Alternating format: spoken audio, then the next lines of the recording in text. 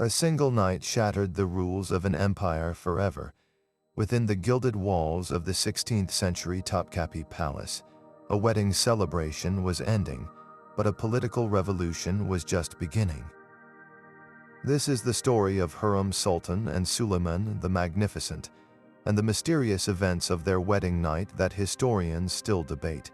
By the end, you will understand the secret power play that permanently changed how the Ottoman Empire was ruled. We will uncover what really happened behind those closed doors and why one woman's actions terrified the most powerful men in the court. What does it take to rewrite the destiny of a superpower from the inside out? The Ottoman harem was not a place of idle pleasure, but a fortress of political ambition. Its gilded corridors operated under a strict, unwritten constitution designed to maintain order and produce a single, strong heir. At the heart of this system were the concubines, women who were legally free upon entering the Sultan's service and educated in arts, languages, and courtly etiquette. Their primary purpose was clear: to bear a son for the Sultan, yet this honor came with a brutal, predetermined price. The moment a concubine gave birth to a prince, her fate was sealed. She and her young son would be exiled from the capital, sent to a remote province to govern, while she was forbidden from ever sharing the Sultan's private chambers again. This was the law, a tradition meant to prevent any one woman from gaining too much influence over the ruler and to keep the court stable. This exile system was brutally reinforced by the law of fratricide. Upon a sultan's death, his sons would often fight a civil war for the throne. The victor, to secure his rule and prevent future rebellions, was legally entitled to execute all of his brothers. This grim practice meant a concubine's success in bearing a son was a double-edged sword. She was raising a child who might one day be ordered killed by his own sibling. This environment fostered intense rivalry and paranoia, with every mother fiercely maneuvering to protect her own child's future. Absolute authority over this entire competitive world rested with two formidable figures. The Valide Sultan, the Sultan's mother, was the undisputed queen of the harem. Having navigated this treacherous path herself, she wielded immense power, advising her son on state matters, arranging political marriages, and controlling the harem's vast treasury and internal politics. Her chief enforcer was the chief black eunuch, the Kisler Aga. He was not only the head of the corps of eunuchs who guarded the harem, but also a key political player, managing its finances and often serving as a crucial messenger between the secluded women and the outside world of ministers and diplomats. This was the ironclad old order, a pyramid of power with the Valide Sultan at its peak, built on rules that had governed the empire for generations. Into this world of calculated exile and sanctioned fratricide stepped a young woman named Hurrem, and she was about to break every single rule they had. The wedding of Suleiman and Hurrem was an event that sent seismic waves through the empire. In a magnificent public ceremony steeped in Islamic tradition, the Sultan did the unthinkable. He legally married a former concubine. For over 200 years, this honor had been reserved for diplomatic unions with foreign princesses, never for a woman who had entered the palace as a slave. This was not a quiet affair. It was a powerful public statement that shattered a cornerstone of imperial protocol. So why would a ruler risk such outrage from his entire court? Some historians argue it was a grand romantic gesture from a man deeply in love, but others see a masterful political calculation.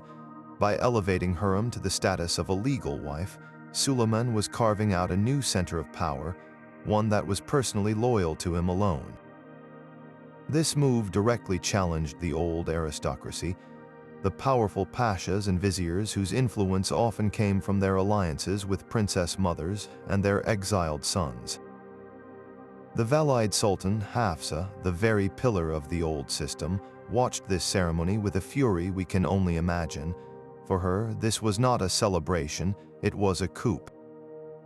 Her authority as the first woman of the empire was being publicly transferred to an outsider, a woman who had bypassed every rule she had spent her life enforcing. The wedding itself was a declaration of war on the established order, a clear signal that Suleiman was rewriting the rules of succession and power, and if the ceremony caused an uproar, the events that followed in the private chambers that very night would redefine the empire itself. That single decision to let her stay rewrote the entire script of power. As the wedding celebrations faded, the court held its breath, waiting for the familiar ritual, the moment Suleiman would send his new wife to the separate quarters reserved for the mothers of princes. That moment never came. The door to the Sultan's private chamber, the innermost sanctum of imperial power, closed behind Hurrem Sultan and did not open for her to leave. This was not a romantic oversight, it was a deliberate and shocking act of defiance. For the first time in Ottoman history, a woman who had borne the Sultan a son was not being exiled from his presence, she was being installed at its very center. Imagine the hushed whispers the next morning as the news spread through the marble halls. The chief black eunuch, whose role included managing the comings and goings of the Sultan's consorts, found his authority bypassed entirely. The veil-eyed Sultan, Hafsa, the empire's highest-ranking woman, now found her son's most trusted confidante living right next door, a rival with unmediated access she could never control. This was the true power of that night. It was not about affection, it was about proximity. In an age before instant communication, influence was measured in footsteps. By granting Hurrem a permanent place in his private apartments, Suleiman gave her what no other woman had ever possessed: the ability to speak into his ear at any moment, to comment on a document as he read it, to share an opinion on a vizier over the evening meal, to shape the thoughts of the most powerful man in the world in the quiet moments between official duties. She was no longer a temporary companion, but a permanent fixture. This single act transformed the harem from a secluded breeding ground for potential heirs into a direct annex of the throne room. The political gravity of the empire shifted overnight, moving from the public council chambers of the male officials into the private, intimate spaces where Hurrem now reigned supreme. The old guard watched in horror as their traditional channels of influence evaporated. How could a grand vizier compete with a whisper in the Sultan's private ear at midnight? How could a mother enforce harem discipline when her son's favorite advisor slept in the room next to his? This was the birth of the Sultanate of women, a period where the wives and mothers of sultans would wield unprecedented political power, and it all began with one open door on a wedding night. But this audacious move could not go unanswered. The empire's most powerful figures would not surrender their influence without a fight. The echo of that unopened door reverberated through the palace with the force of a decree. In the days and weeks that followed, a new political reality solidified with breathtaking speed. Hurrem Sultan was not a temporary guest in the Sultan's private world. She was now its permanent resident, and she began to wield her unprecedented access with immediate effect. The most powerful man in the empire after Suleiman himself was the Grand Vizier, Ibrahim Pasha. He was Suleiman's childhood friend, his brother-in-law, and his most trusted commander.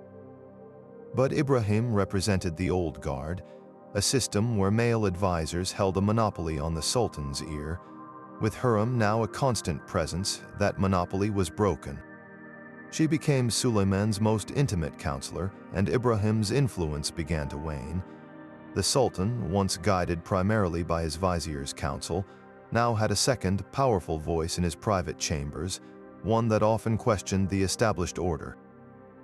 This gradual sidelining culminated years later in a stark and brutal conclusion. Ibrahim Pasha was arrested and executed on Suleiman's orders. While many factors contributed to his fall, his position had become untenable in a court where a new, formidable power center had emerged right beside the throne.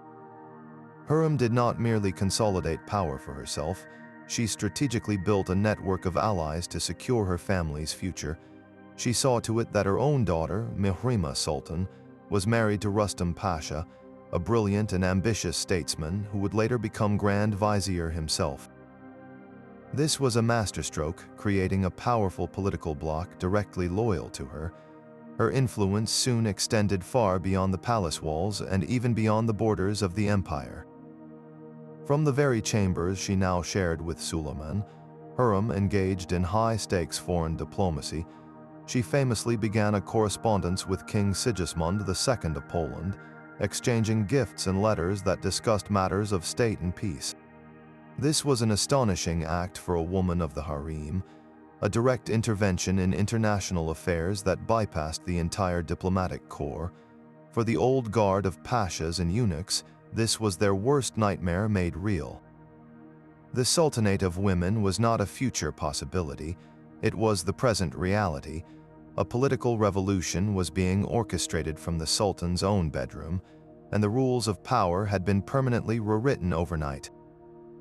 The question was no longer if a woman could rule from behind the curtains, but how far her reach would ultimately extend. That single night did not just change a rule, it rewired the entire nervous system of the Ottoman Empire. By refusing to leave Suleiman's side, Hurrem shattered a tradition of exile that had governed imperial politics for generations. Power, which had once been dispersed among viziers, the Valide Sultan, and princes in distant provinces, was now centralized in an unprecedented way, orbiting the intimate space shared by the Sultan and his wife. The harem was transformed overnight from a secluded nursery into a direct corridor to the throne, a new center of gravity for the entire state. This was not a temporary shift. Hurrem's bold move set a lasting precedent, forging the era historians call the Sultanate of women. For centuries that followed, the mothers and wives of sultans would become formidable political players, their influence reaching into royal succession, financial policy, and even the delicate negotiations of international treaties. The private chambers of the palace became a public stage for power. So, while the story of Hurrem and Suleiman is often framed as a great romance, the political reality is far more profound. Hurrem's wedding night was more than a romance, it was a coup. It proved that in the game of empires, the most powerful moves are sometimes made not on the battlefield, but in the bedroom. What do you think was her ultimate goal that night? Share your own theories about this fascinating historical mystery in the comments below, and subscribe for more deep dives into history's greatest secrets.